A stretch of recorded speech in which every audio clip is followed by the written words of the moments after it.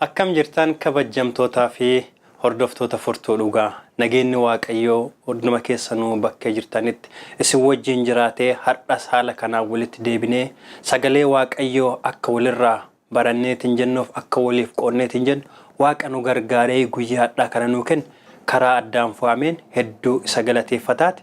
Akkasumas guyyaa har'aa isinis deebitanii sagalee Waaqayyoo karaa kanaan barachuuf warroonni dhuftanii laayin irra jirtan hundumti keessaniyyuu Waaqayyo isinaa eebbisuu baga nagaa jiraattan isinin jechuu jaaladha. Warroonni sagantaa keenya kana karaa addaan fo'ameen sheerii godhuun akkasumas yaada adda addaa karaa keessaatiin illee bilbilaan illee nuu kennitaniitiin jettan hedduu isin galateeffannaa Waaqayyo isinaa eebbisu jechuu jaaladha. Hadhas akkuma asin duras godhaatiin turre sagantoota qopheessaatiin turre hadhas karaa addaan fo'ameen sagantaa addaa qabannee isiniif dhiyaanneerra karaa kaameraatiin beekaan na wajjin jira. Keessummaa addaa adda isiniif qabadhee dhiyaadheen jiru walumaan jirra sagalee Waaqayyoo keessaa walumaan barataa dubbifataa akkasumas faarfataa turra. Mee sagalee Waaqayyoo keessaa deemnee macaafa Fakkeenyaa boqonnaa 14 lakkoofsa 12 irraa sagalee Waaqayyoo keessaa dubbifanna. Akkas jedha maqaa Waaqayyootiin isiniif dubbisa. Karaan qajeelaa namatti fakkaatu jira, dhumni isaa garuu karaa du'aatii jedha. Mee Waaqayyoon kadhanna. Si kadhanna, si galateeffan abbaa keenyaa, Waaqa jaalalaa, Waaqa ulfinnaa. Kunoo guyyaa har'aa kana sagalee kan kee keessaa akka dubbifan hireenuu kenniteettaa maqaan kan kee dachaa kolfaate haa ta'u. Yaa Waaqayyoo kunoo macaafa Fakkeenyaa irratti kan dubbatu. Karaan tokko jira, karaan qajeelaa fakkaatu garuu dhumti isaa du'a jedha. Gooftaa kiyya karaa qajeelaa fakkaatu, karaa gaarii fakkaatu, karaa mishaa fakkaatu, karaa dhumti isaa du'a ta'e. Anis ta'ee obboleewwan kenna yaa Waaqayyo karaa isa irra akka hin deemne maqaa Gooftaa Yesuus Kiristoos ati karaa isa irraa nu kaaste karaa qajeelaa, karaa ulfinni kee, karaa eenyummaan kan kee, karaa ati nuuf filte irra akka deemu dandeenyu ati nu gargaare. Hennaa amma sagalee kan kee waliif qoonnee baranneetiin jennu ati ayyaana hafuura kan keetiitiin nu eebbis nu waliin jiraadhu jedhees kadha maqaa Gooftaa Yesuus Kiristoostiin. Ameen. Egaa kabajamtoota keenya macaafa Fakkeenyaa irratti yoo dubbifanneetiin jennu karaan qajeelaan fakkaatu tokko jira jedha. Karaan kun immoo karaa badiiti, karaa du'aati. Karaa kanarra namoonni deeman baay'ee, karaa kanarra kasugugaatan namoonni hedduu. Sababiin isaas karaan kun maali? Qajeelaa fakkaata. As ilaaltanii fageenyatti waa argitu. Karaa gaarii, karaa qoree hin qabne fakkaata. Konkolaataa keessan irra konkolaachisuuf haayiwee bareedaa fakkaata. Kanarraan ka'e namoonni baay'een karaa kana keessa hin deemanii. Dhumti isaa garuu maalinni du'aa jedha. Mee yaaduma kanaan wal fakkaatu gara macaafa Maatiyoosii wangeela Maatiyoosii dhadhee yoo ilaalleetiin jenne wangeela Maatiyoosii boqonnaa 7 lakkoofsa 13 irratti waa Yesuus darasoota ofii barsiisa argina. Yesuus jedha karaan isa dhiphaadhaan ol gala, karaan gara badiinsaatti geessu bochoodha, karri isaa bal'aadha jedha. Karaan gara badiinsaatti geessu bochoodha yoo taane bal'aadha, bareedaa fakkaata, waan isin feetan hunda hammateera. Qabeenya feetan hammateera, aangoo feetan hammateera, beekumsa feetan hammateera. Waan isin feetan hundumtinuu karaa kanarra jira. Bal'aadha, gaarii fakkaata. Garuu maalinni dhumti isaa du'aa jedha. Dhumti isaa badii jedha. Gara badiinsaatti nama geessa jedha. Wanni garaa nama nyaatu karaa kana irraa namoonni deeman baay'eedha jedha. Karaa bal'aa kana.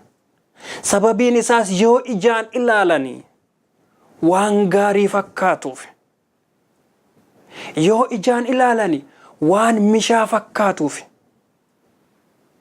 yoon ijaan ilaalani waan namaa tolee jireenya namaatiif tolee waan mul'atuuf kanaaf namoonni baay'een karaa kana filatu. Yaa obboleewwan kiyya adda karaa kam irra jirra aniif isin? Karaa bal'aasa irra jirramu karaa dhibbaa irra jirra? Maal hojjettu jirra? Faaruun amma isinii faarsuuf ta'us kanaan kol fakkaatu. Mishaa hojjaa of seetaa garuu mishaa miti. Jiruun waaqa hin qabne inni jiruu miti. Koottu as deebi'i gara Yesuusitti. Gingilchaa irraa si kaasa inni si fayyisaa jedha. Faaruu wajjin haa dhageenyu.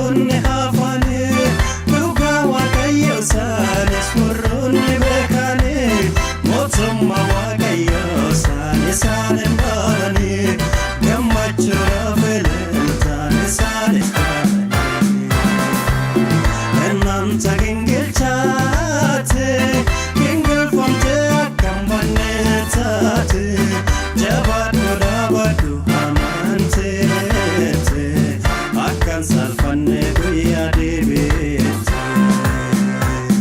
ennanta gingilchaate gingilfamte akkam barne taate jabaadhu dhaabadhu amanteete akkan salphanne guyyaa deebi'eete.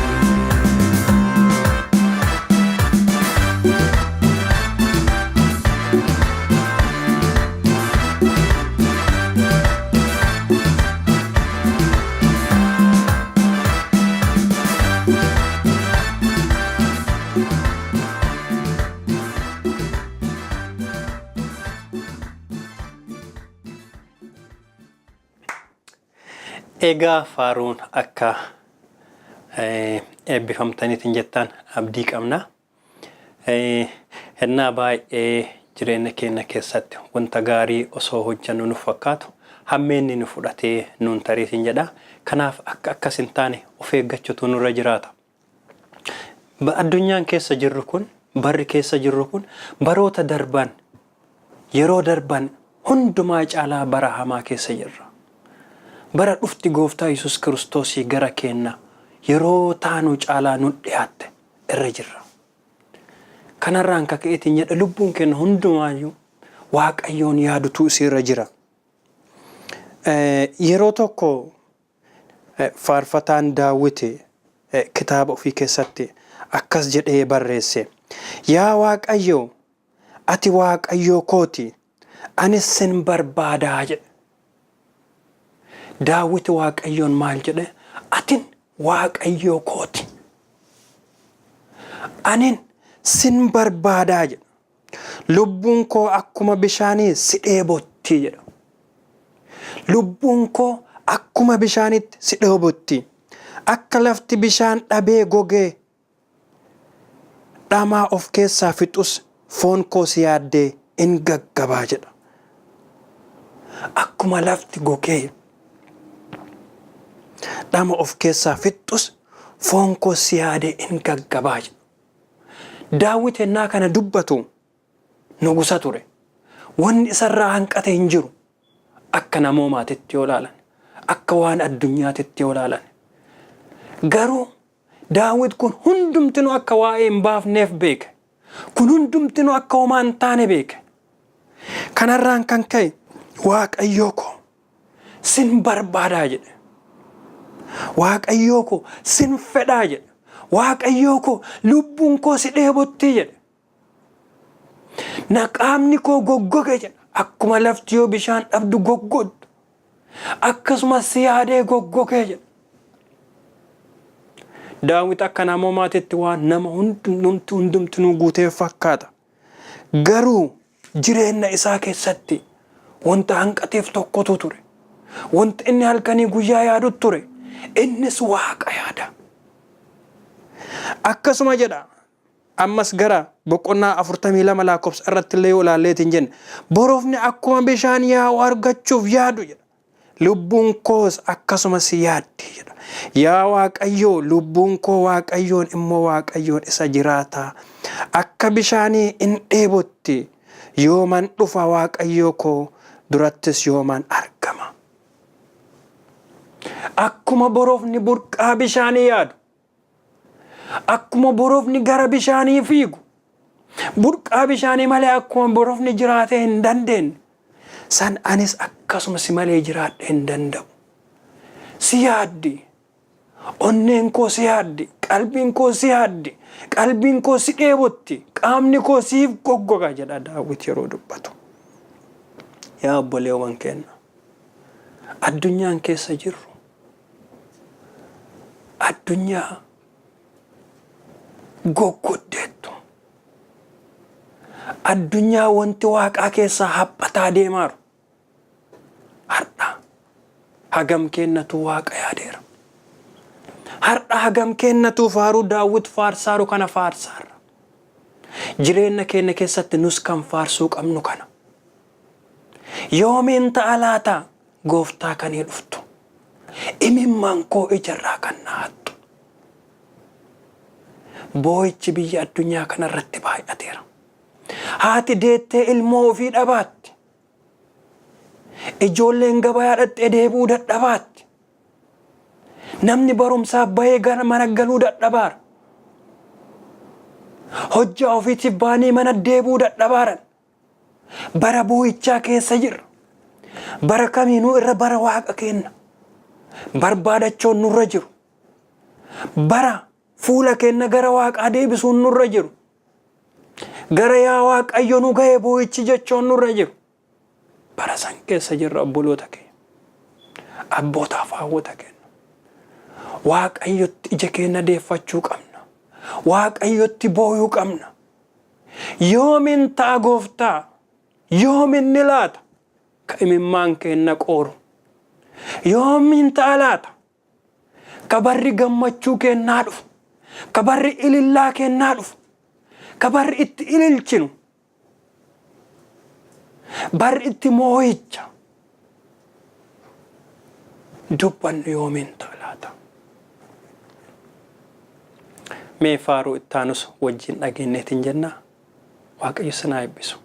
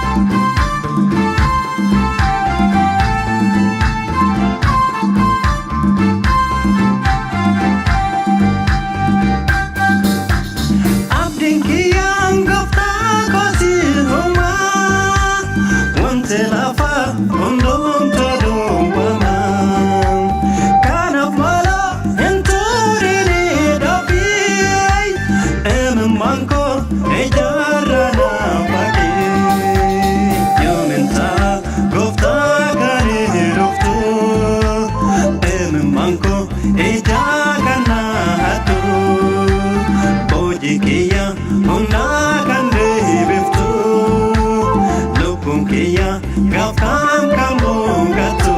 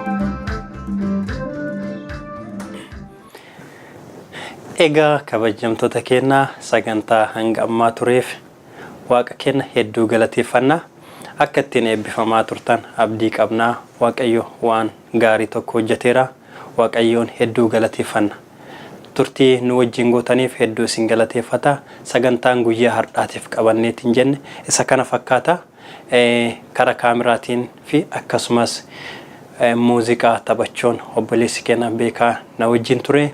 Anis sagantaa kana qopheessee kan isiniif dhiyeesse Rooba Abrahaamiti waaqayyo hunduma keessanuu isin haa eebbisu kadhannaa dhumaa godhanneet sagantaa keenya kan guyyaa har'aatiif qabanneetiin jenna asirratti xumurreetiin jenna haa kadhannu. Guddaa si galateeffanna waaqa jaalalaa gooftaa kiyyaa siif akka faarsinu sirraa akka baranneetiin jennu waan nu gargaarteef firee kana waan nu kenniteef maqaan kan kee dachaa ulfaatu. Yaa waaqayyo dhaggeeffattoota keenya fulaa isaan jiran hundumatti yaa waaqayyo isaan eebbisuun fedhaaf jaalala kan kee ta'u hanga torbaanitti deebinee wal arginuufis yaa waaqayyo hunduma isaanii keessaa yaa waaqayyo rifeensa mataa isaanii irraas fireen takka osoo hin buqqaane nagaan isaanii iddee torbaanitti nagaan waliin nu deebisuun fedhaaf jaalala keetii haa ta'u nu wajjin jiraadhu maqaa gooftaa Yesuus Kiristoostiin kan hundumaa si kadhaa ameen. Turtii gaarii.